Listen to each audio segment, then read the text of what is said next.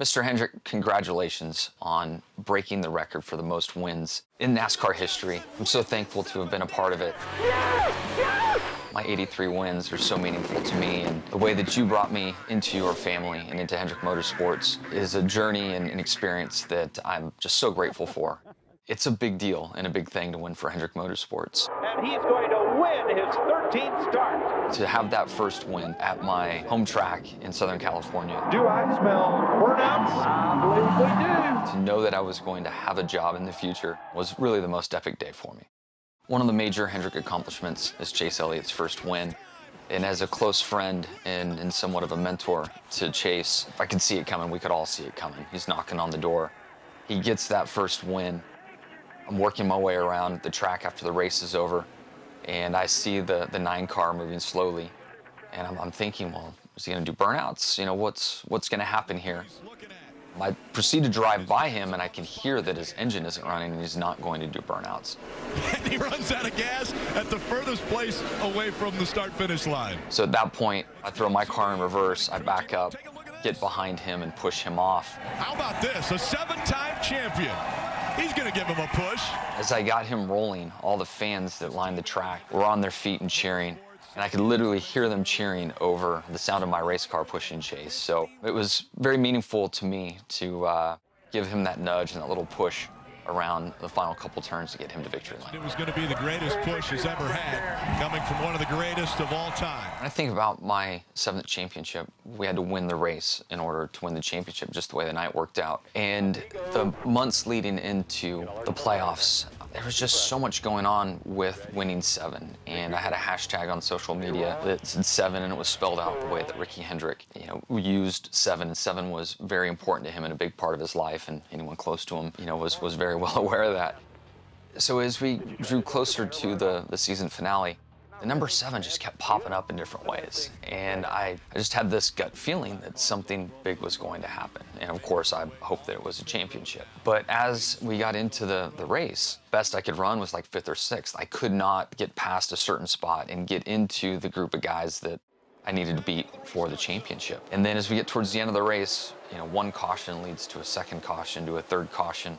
I keep moving my way forward in the field. Some of my competitors crash out.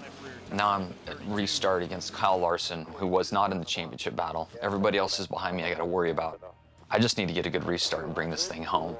As I went into turns 1 and 2 to pass Kyle, it's just one of these crazy moments where, I honestly feel like Ricky was in the car.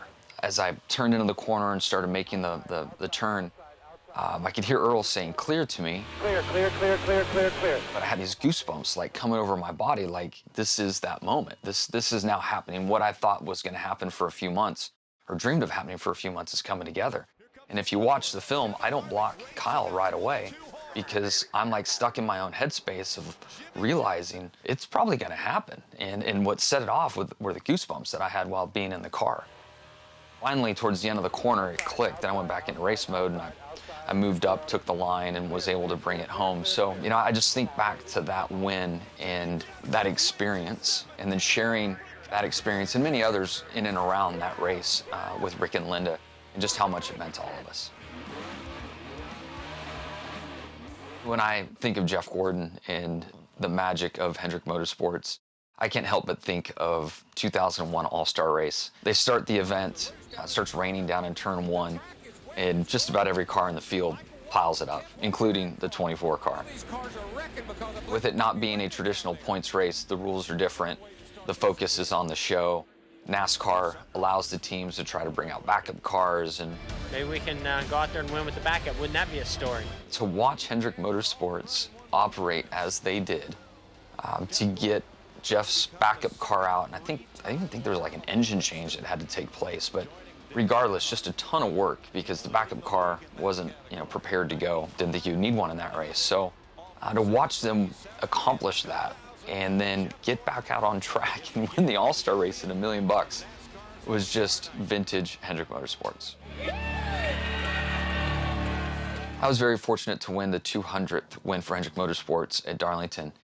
And the pressure in and around trying to do that. It was a fun internal rivalry that we all kind of had. Hendrick Motorsports' 200th Sprint Cup victory belongs to Jimmy Johnson in the Southern 500. The night plays out, the race is won, victory lane is an awesome celebration. But the thing that I always look back on, and I know Hendrick will look back on this record-breaking win themselves and everybody involved, but there's a picture of us all standing there, all 4 teams, everybody that was at track. You know, that picture forever lives in my mind, and this picture of this latest accomplishment will live in the minds of everyone else as well. Once again, congratulations, Rick. You and Lyndon, your commitment to all of Hendrick Motorsports is second to none. You treat us like family, and a huge congratulations to everyone at Hendrick Motorsports on this monumental achievement.